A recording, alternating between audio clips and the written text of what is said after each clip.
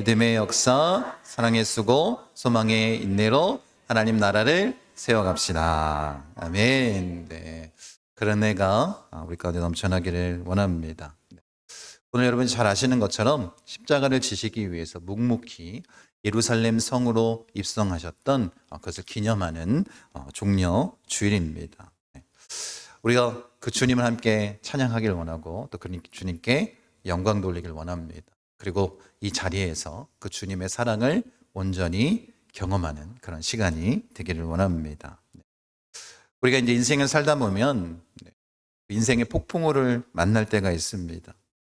내 영혼의 밑바닥에서 피할 수 없는, 감당할 수 없는 그 일들이 우리에게 닥칠 때 우리가 이런 생각을 할 수 있습니다. 이 어려움 가운데 도대체 나를 견디게 하는 힘이 무엇인가? 이런 질문을 던질 수 있는 것 아니겠습니까? 사실 우리가 믿음, 신앙인을 가진 그리스도인으로서 살아갈 때에 내 마음을 지키고 있는 이것이 무엇인가? 라고 얘기하고 싶을 때 중요한 그런 판단 기준이 있습니다. 평온할 때는 잘 모릅니다. 근데 언제 우리가 그걸 알 수 있습니까? 내 몸이 병들거나 사람들과의 관계가 무참히 깨지거나 내가 원했던 것을 이루지 못하거나 아니면 정말 우리의 삶을 지탱할 수 있는 재정이라고 얘기할 수 있는 그 모든 것들이 날아갔을 때 그 고통의 시간에 분명히 깨달을 수 있습니다. 내가 어디에 서 있는지, 반석 위에 서 있는지 아니면 모래 위에 서 있는지 이런 믿음이 우리가 온전히 서 있었으면 좋겠습니다. 그래서 모래가 아닌 반석 위에 굳건히 서 있기를 원합니다. 세상 사람들의 기준을 보면 내가 무언가를 소유하고 있는 것, 이 소유에 자신의 그 마음이 평안해질 수 있습니다. 그러니까 사람들이 어떻게 해요? 그 소유를 얻기 위해서 이 세상의 기준은 그렇습니다. 지갑을 두둑하게 채우든 직장에서 승진하든 아니면 사람들에게 인정을 받으면 그 높은 자리에 앉으면 내 인생은 흔들리지 않을 거야 라는 그런 생각이 있습니다. 그러니까 어때요? 그것들을 소유하기 위해서 붙잡기 위해서 목숨을 걸고 살아갑니다. 그런데 이 세상의 소유는 육신의 편의를 줄 수는 있을 것 같습니다. 근데 문제는 뭐냐면 영혼의 평안함을 보증하지는 않는다라는 거예요. 여러분 잘 생각해 보십시오. 인간이 아무리 많은 것을 소유한다 할지라도 그가 죽을 때는 그것을 가져가지 못합니다. 그러니 이 세상의 소유는 한정적이다라는 거예요. 그러니 여러분 우리가 어떤 소유, 정말 주님이 주시는 그 영원한 소유를 가진 자가 되기 원합니다. 그걸 위해서 예수님께서 이 십자가의 길을 걸어가시기 위해 오늘 예루살렘 성에 입성하신 것 아니겠습니까? 2000년 전에 예수님이 예루살렘 성에 입성하실 때 많은 이스라엘 백성들이 종려나무 가지를 흔들며 찬양합니다. 호산나, 호산나. 여러분 그렇게 찬양했던 모습들, 여러분 이들이 이렇게 했던 것은 다른 것이 아닙니다. 이들이 이렇게 환호했던 이유, 즉각적으로 예수님께서 자신의 필요를 채워주시고 또 경제적으로 나의 욕망을 채워줄 수 있는 그런 왕으로 오신다라고 생각했기 때문에 이렇게 환호한 것입니다. 그런데 예수님께서는 사람들의 이 얄팍한 기대에 부응하기 위해서 이 땅에 오신 게 아닌 것 아니겠습니까? 예수님은 우리에게 원하시는 건 다른 것이 아닙니다. 이 세상의 것뿐만 아니라 우리에게 영원한 구원의 길, 생명의 길을 주시기 위해서 십자가를 지신 것 아니겠습니까? 예수님이 이 땅 가운데 오신 분명한 목적이 있습니다. 이 세상 사람들이 원하고 바랬던 그렇게 환호하며 소리쳤던 그것이 아니라 바로 하나님께서 계획하신 그 유일한 구원의 길, 영원한 생명을 우리에게 주시기 위해서 오신 것 아니겠습니까? 여러분 그래서 오늘 우리가 종려주일을 맞이하면서 우리 함께 읽었던 이 본문을 통해 우리의 영적인 진단을 한번 해봤으면 좋겠습니다. 우리가 이 예배 자리에서 정직하게 물어봤으면 좋겠습니다.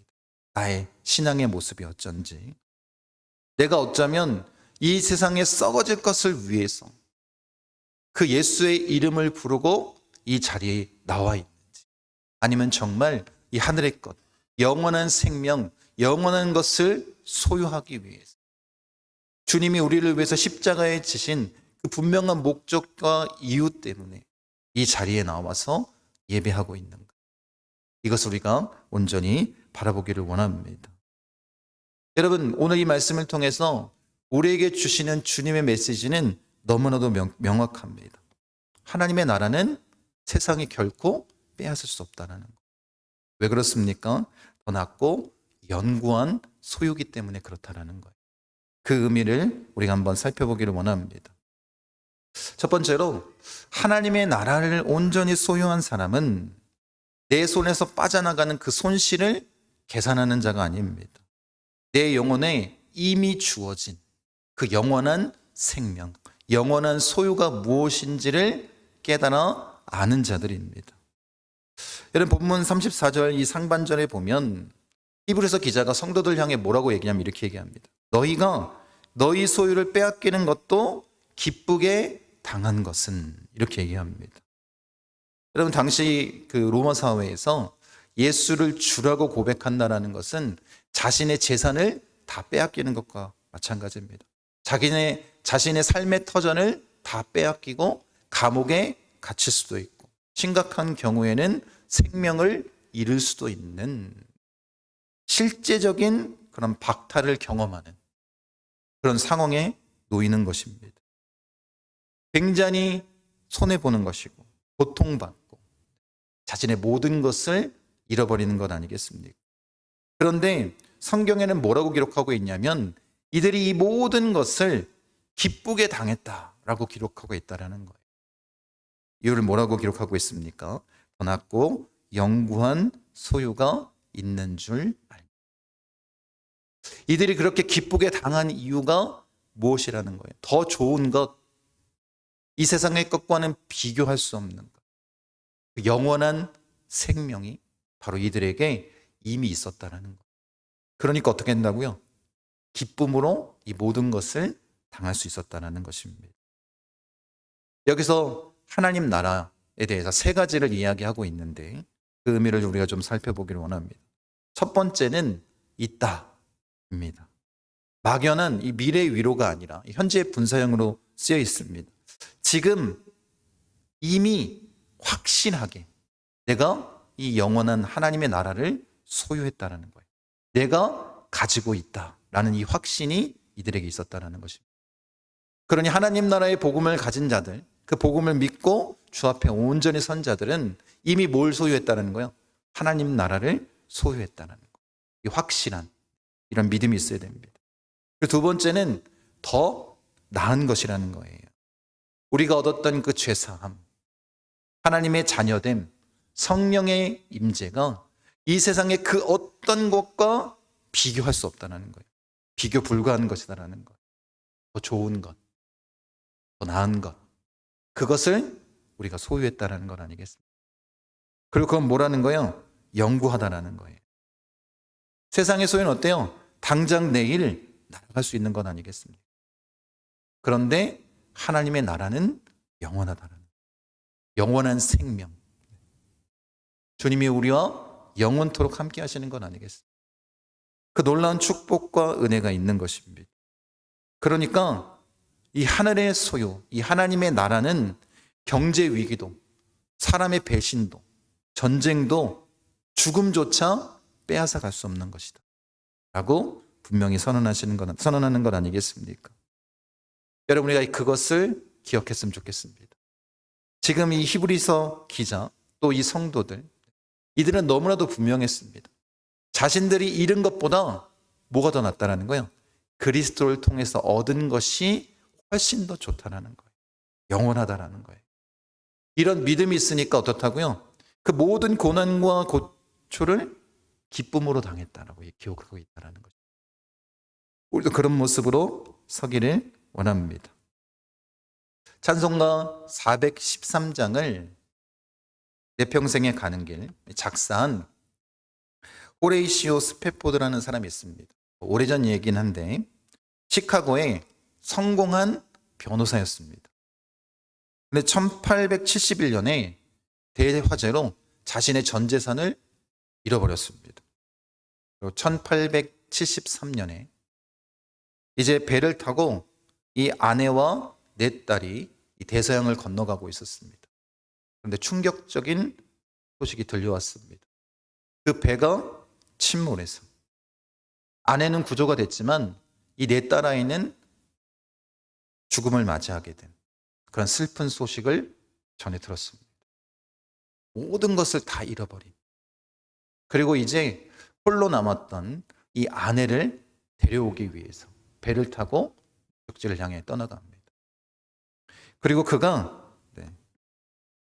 딸들이 수장되었던 그 대서양 바닷가를 지나는 그 순간 자기 방에서 무릎 꿇고, 여러분 한번 잘 생각해 보세요. 세상의 잣대로 보면 모든 것을 다 잃어버린 건 아니겠습니까? 실패한 인생 아니겠습니까?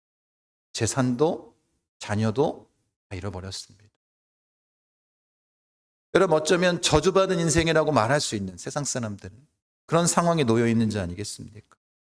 그런데 그 배 안에서 하나님께서 놀라운 평안을 그에게 허락해 주셨습니다. 그리고 눈물을 흘리며 썼던 시가 바로 이것입니다. 내 평생에 가는 길 순탄하여 늘 잔잔한 강 같든지 큰 풍파로 무섭고 어렵든지 나의 영혼은 늘 편하다. 내 영혼 평안해. 이게 우리가 잘 알고 있는 바로 이 찬양의 가사입니다. 여러분 우리 이렇게 생각할 수 있습니다. 저 사람 제정신인가? 어떻게 그렇게 하나님을 찬양하고 평안하다고 할 수 있는가? 우리 이렇게 생각할 수 있습니다. 그런데 그가 그렇게 고백할 수밖에 없었던 이유는 그의 마음 가운데 그 평안을 누가 주셨다는 거예요? 주님께서 주신 것 아니겠습니까? 영원한 생명, 영원한 소유, 영원한 평안, 그것이 그 안에 있었기에 이 믿음의 고백을 할 수 있었던 것 아니겠습니까? 여러분은 지금 무엇을 바라보고 있습니까? 이 세상의 것인지 아니면 바로 그 예수 그리스도 우리에게 주신 영원한 생명인지 한번 생각해 보기를 원합니다. 종려 주일날 예수님을 한번 보십시오. 여러분 어쩌면 예수님도 마찬가지예요. 지금 뭐예요? 세상적으로 보면 가진 모든 것을 잃어버린 그 길을 걸어가고 있는 것. 사람들의 조롱과 결국엔 어때요? 십자가에서 죽음을 맞이하는 건 아니겠습니까? 그 십자가의 길, 모든 것을 다 잃어버리는 그 길, 그 길을 묵묵히 걸어가신 이유는 다른 것이 아닙니다. 그 십자가를 통해서 우리에게 뭘 주시는 거예요? 세상이 결코 빼앗을 수 없는 영원한 생명을 주시기 위해서 오셨다는 거예요. 이것을 우리가 잊지 않았으면 좋겠습니다.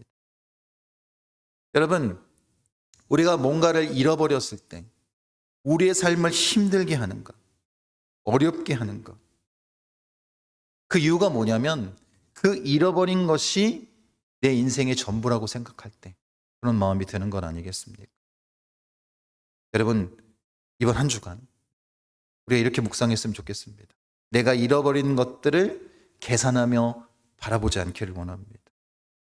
거울을 바라보면서 여러분 선포했으면 좋겠습니다. 비록 지금 내 현실이 흔들릴지라도, 내가 이 모든 것을 잃어버렸을지라도 나는 세상이 감히 흉내낼 수 없는 영원한 소유를 가지고 있다. 그게 뭐예요? 바로 예수 그리스도 아니겠습니까? 그 십자가의 사랑 아니겠습니까? 그것을 온전히 선포하고 나아가는 자가 되기를 원합니다. 두 번째로 이 하나님 나라의 가치를, 이 복음을 온전히 살아내는 자는 결코 자기의 것을 지키기 위해서 이기적인 울타리를 치는 자가 아니라, 그 안에 갇혀 사는 자가 아니라 기꺼이 뭐하냐면 이 고난받는 자의 곁으로 나아가 서는 자다라고 말씀해 주고 있습니다. 34절 상반절에 보면 이들이 소유를 빼앗기게 되는 그 결정적인 이유를 뭐라고 얘기하고 있냐면 너희가 갇힌 자를 동정하고 이렇게 얘기하고 있습니다. 헬라어로 이 단어는 함께와 고통받다라는 단어가 합성된 거예요. 그러니까 이 동정하는 것은 그냥 말로만 혀를 차면서 아이고 안타깝네. 내가 도와주지 뭐. 내가 기도해 주지 뭐. 이런 식으로 끝나는 게 아니라 어떻게 한다는 거야? 그가 어려워하는 그 자리에 함께 가서 그 고난을 함께 견뎌낸다라는 거예요. 여러분, 지금 이 히브리서 기자에 기록되었던 이 성도들이 고난받았던 이유, 자신의 소유를 빼앗았던 이유가 뭐냐면 갇힌 자와 함께 했다라는 거예요. 여러분, 감옥에 갇혔던 이유가 뭐예요? 예수를 믿기 때문에 감옥에 갇힌 거예요. 그런데 그들과 함께 있다라는 건 뭐예요? 나도 예수를 믿는 사람입니다. 라고 고백하는 거예요. 그러니 똑같은 고난에 처해질 수밖에 없는 그런 상황입니다. 여러분, 로마 치하에서 죄수에게 뭐 먹을 것을 가져다 주거나 이런 동정하는 행위는 나도 그들과 똑같은 사람입니다 라는 표현입니다. 그러함에도 불구하고 그들이 함께 동참했다는 거예요. 숨기지 않았다는 거예요. 아니, 숨지 않았다는 것입니다. 여러분, 자기 인생의 가치, 자기 인생의 소유가 가장 좋은 것이기 때문에, 그것을 열망하기 때문에 그렇게 나아간 자라면 결코 그렇게 할 수 없습니다. 그런데 어떻게 했다고요? 진짜 보화인 예수 그리스도를 소유했기 때문에 이 세상에 가지고 있는 그 가치들은 중요하지 않다는 것. 그러니 갇힌 자와 함께하는, 공정하는 그 마음을 나누는 그런 일들을 행할 수 있는 것 아니겠습니까? 종료 주일날 우리 예수님을 한번 생각해 보십시오. 많은 군왕들은 말을 타고 그렇게 백성들의 것을 빼앗으러 오지만 예수님께서는 어떻게 하셨다고요? 초라한 나귀 새끼를 타고 오셨습니다. 우리에게 뭔가를 가져가시기 위해서 오신 것이 아니라 뭐 하기 위해서? 가장 중요한 그 영원한 생명을 주시기 위해서 오셨습니다. 그분이 예수님 아니겠습니까? 여러분, 예수님의 그 하늘 보좌, 그 영원한 소유를 버리고 지옥에 갇혀있는 우리를 구원하시기 위해서 이 땅에 성육신하신 건 아니겠습니까? 이것보다 더 큰 사랑이 어디 있겠습니까? 여러분, 그렇게 예수님은 자신의 모든 소유를 다 우리에게 주신 거 아니겠습니까? 그 생명까지도, 땀방울, 핏방울 그 하나까지도 다 우리에게 주셨습니다. 이것을 우리가 잊지 않기를 원합니다. 여러분, 그래서 우리의 신앙을 한번 잘 점검했으면 좋겠습니다. 내가 예수님을 믿고 하나님 나라 복음에 대해서 잘 알고 있고 확신을 가지고 살아간다 하면서 아직도 내 가정, 내 교회, 내 소유, 내가 가진 것들에 대해서 여러분 그렇게 나아가고 있습니까? 그것을 움켜쥐기 위해서 그렇게 살아가고 있습니까? 여러분, 혹시 누군가 슬픔에 빠져 있거나 어려운 일을 당할 때 그들에게 선뜻 다가가지 못하는 이유, 혹시 나에게 그 불똥이 튈까? 혹시 그런 마음들이 우리에게 있습니까? 여러분, 그것은 주님이 우리에게 주시는 마음이 아닙니다. 어떻게 한다고요? 함께 그 고난의 자리에 동참하는 것 아니겠습니까? 예수님께서 우리를 위해서 십자가를 지셨던 것처럼. 여러분, 그러니 이번 한 주 우리가 이런 삶을 좀 살았으면 좋겠습니다. 고난 주간을 우리가 보내게 되는데 혹시 여러분 주변에 이 고난의 감옥에 갇혀 있는 자가 있습니까?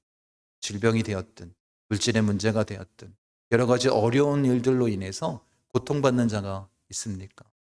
그럼 여러분 그들을 찾아가셨으면 좋겠습니다. 그리고 함께 그 어려움을 짊어졌으면 좋겠습니다.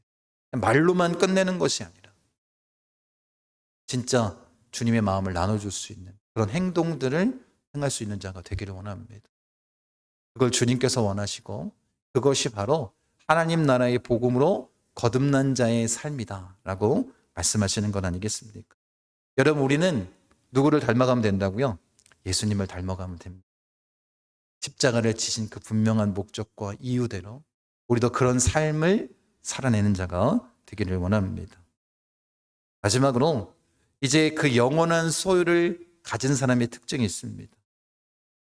여러분, 내가 지금 당하고 있는 이 실패나 어려움, 이것에 대해서 내 인생이 망했다, 나는 루저다, 나는 아무것도 할 수 없다, 이렇게 판단하는 것이 아니라 복음의 능력을 가지고 이 모든 상황을 거룩한 하나님의 나라의 확장이라고, 영원한 소유로, 영원한 생명을 소유한 자라고, 그 주님께서 주신 그 영원한 생명을 가지고 거룩한 증인이 되어 나아가는 삶을 사는 것입니다. 어려움 가운데에도 어떻게 한다는 거예요?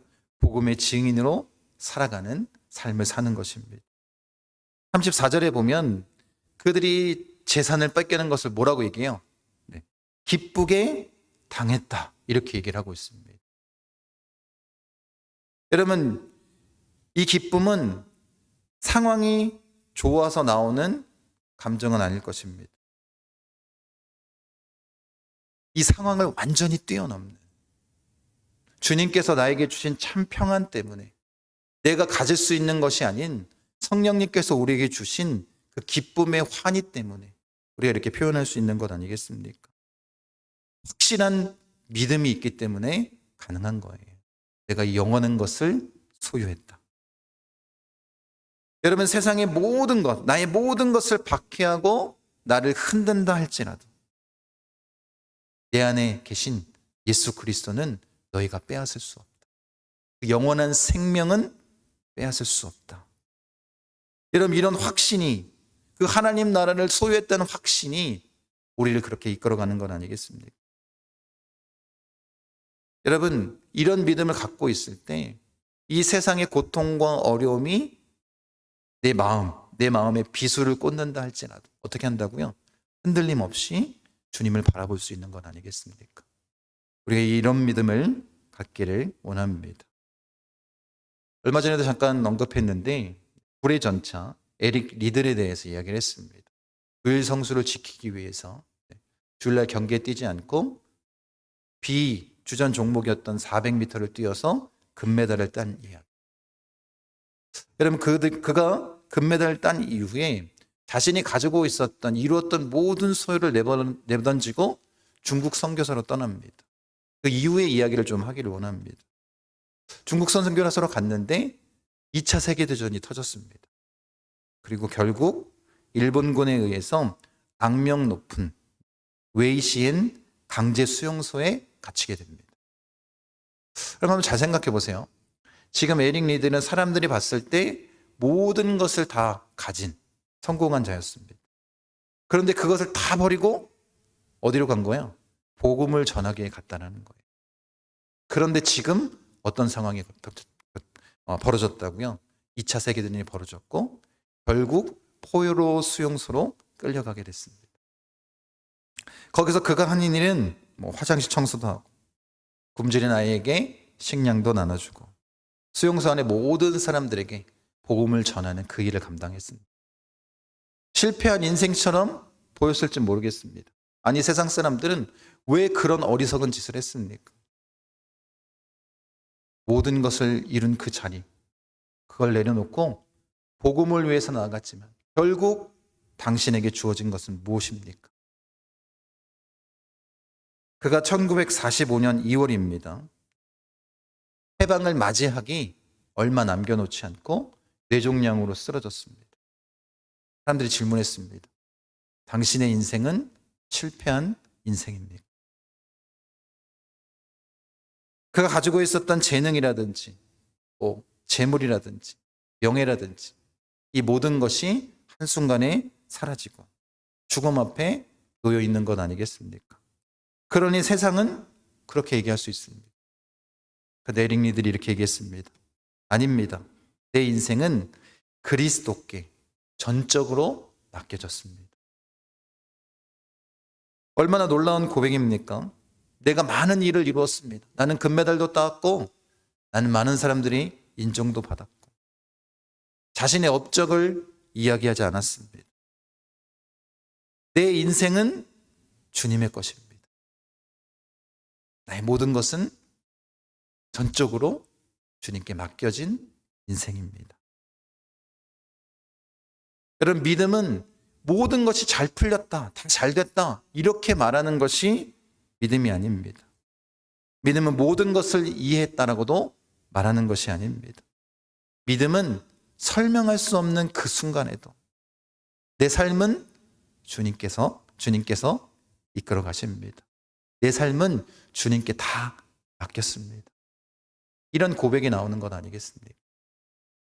그런 고백이 나올 때 함께 그 어려움에 동참해서 받는 그 고난, 그것을 기쁘게 당할 수 있는 것입니다. 그런 은혜가 우리 가운데 있기를 원합니다. 에릭 리들의 인생은 세상이 봤을 때는 실패입니다. 그런데 하나님께서 보실 때는 하늘의 영광 아니겠습니까? 우리가 그런 삶을 살아내는 자가 되기를 원합니다. 하나님의 기준은 너희가 인간 세상에서 얼마나 높이 올라갔는가, 이게 아닙니다. 얼마만큼 하나님 말씀에 순종했는가, 이건 아니겠습니까? 우리도 그런 삶을 살기를 원합니다. 완전히 그리스도께 맡겨진 그 승리의 삶의 모습은 이렇습니다. 많이 이루는 데 있지 않고 끝까지 주님께 맡기는 데 있습니다. 오래 사는 데 있지 않습니다. 주님께 속한 삶을 사는 데 있습니다. 박수를 받는 데 있는 것이 아니라 마지막 순간에도 주님, 저는 주님의 것입니다 라고 고백할 수 있는, 이 믿음의 고백이 있는 건 아니겠습니까? 여러분들이 그런 삶을 살길 원합니다. 그러니 이런 믿음을 가진 자들은 어려움이 찾아와도, 고난이 찾아와도 그것을 절망이라고 생각하지 않습니다. 그 안에서 주님께서 주신 사명을 감당하는 거예요. 어린아이들에게 복음을 전하고 먹을 것을 나눠주고, 그렇게 절망 가운데 있는 사람들을 일으켜 세웠던 것처럼 여러분도 마찬가지 아니겠습니까? 나에게 주신 이 고통과 고난, 이걸 주신 이유는 나의 이 어려움과 동일한 자에게 주님의 마음을 전해주기 위한 것 아니겠습니까? 그렇게 여러분이 어려운 삶의 자리에서도 그것을 기쁘게 당하고 복음의 증인된 사명으로 나아가는 자가 되기를 원합니다. 세상의 평가로 여러분들을 판단하지 마시기 바랍니다. 예수님도 마찬가지 아니겠습니까? 종료주일날 어땠다고요? 사람들이 환영했습니다. 그런데 불과 며칠 사이에 예수님을 십자가에 못 박으러 외치지 않습니까? 이런 일이 왜 벌어졌겠습니까? 사람들이 원했던 메시아, 예수님의 모습이 아니었습니다. 하나님의 뜻을 온전히 세우기 위해서 나아가는 그 길은 세상이 어때요? 싫어할 수밖에 없습니다. 세상이 박해하고 핍박할 수밖에 없습니다. 여러분들이 예수님을 잘 믿으면 세상이 우리를 싫어할 수밖에 없습니다. 당연한 것 아니겠습니까? 그러나 그것이 우리에게 영원한 생명 아니겠습니까? 이 세상의 기준이 아닌 하늘의 기준으로 바라보기를 원합니다. 그 사망 권세를 깨뜨리고 영원한 생명을 주시기 위해서 끝까지 십자가의 길을 묵묵히 걸어가셨던 그 주님을 우리가 만나기를 원합니다. 여러분, 그러니 여러분 진짜 하나님 나라의 복음으로 거듭난 자라면 지금까지 주를 위해서 받았던 그 손해나 어려움, 여러분 정직한 마음을 지키기 위해서, 또 진리를 선포하기 위해서 여러분이 포기했던 그 자리들, 형제를 사랑하기 위해서, 함께 동참하기 위해, 고난에 동참하기 위해서 내가 감수했던 그 모든 헌신들, 누가 기억한다고요? 세상이 기억하는 게 아니라 우리 주님이 기억하십니다. 믿으십니까? 이런 믿음이 우리 가운데 있기를 원하고 그 믿음 안에 우리가 온전히 서기를 원합니다. 네. 여러분, 그러니까 만약에 여러분이 물질적인 손해를 받든지 관계에 그 어려움이 있든지, 여러분 이런 어려움이 여러분 인생의 최종 판결문이 아니다라는 거예요. 여러분, 우리는 영원한 생명을 소유한 자입니다. 이 세상에 일시적으로 없어지는 것들에 너무 목매어 살지 마시기 바랍니다. 그리고 영원한 생명을 소유한 자로 나아가는 자가 되길 원합니다. 여러분, 예수님께서는 2000년 전에 우리에게 단 이 세상 가운데 누릴 수 있는 안락함을 위해서 오신 것이 아니라 영원한 평안, 영원한 생명을 주시기 위해서 오셨다는 것을 잊지 마시기 바랍니다. 그리고 우리가 할 일이 있습니다. 교회가 할 일이 있습니다. 이제 어떻게 해야 된다는 거예요? 예수님께서 이 땅 가운데 오신 그 분명한 목적과 이유를 전하는 자가 되는 건 아니겠습니까? 그것이 교회의 소명이고 우리 그리스도인의 소명 아니겠습니까? 그렇게 우리가 이 진리를 선포했으면 좋겠습니다. 결코 우리는 세상이 너희가 다 나의 모든 소유를 뺏어간다 할지라도 결코 무너지지 않는 진짜 보화 예수 그리스도 영원한 생명을 소유한 자이다. 이렇게 선포하는 자가 되길 원합니다. 여러분의 그런 삶의 모습을 보고 이 세상 사람들이 주님께로 돌아오는 것입니다. 여러분이 가졌던 그 영원한 생명, 그 소유를 보고 그 복음의 능력을 보고 세상 사람들이 주께 돌아오는 건 아니겠습니까? 여러분 끝까지 묵묵히 그 고난의 길, 십자가의 길, 복음의 길 주님과 함께 동참하는 자가 되기를 원합니다. 그렇게 이 종료주일뿐만 아니라 고난주간에 더 깊이 그 십자가를 묵상하시는 우리 목구순복음 중앙교회 성도님 되시기를 간절히 축원합니다.